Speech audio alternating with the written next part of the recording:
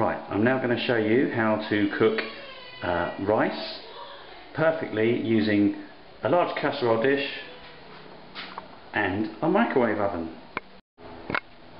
For 4 people, give them 65 grams of rice each, so that is 260 grams altogether.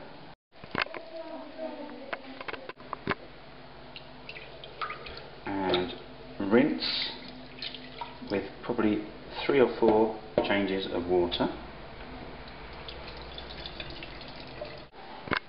Then you add 600 millilitres of water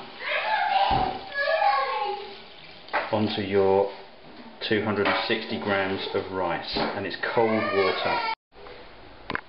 Add a little bit of salt and give that a quick stir, and you put it in the microwave, and mine is an 800 watt microwave, and I will microwave that for 15 minutes.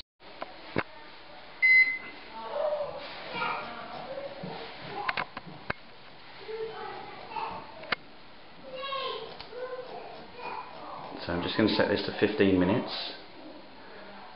Okay, and full power. And just leave it.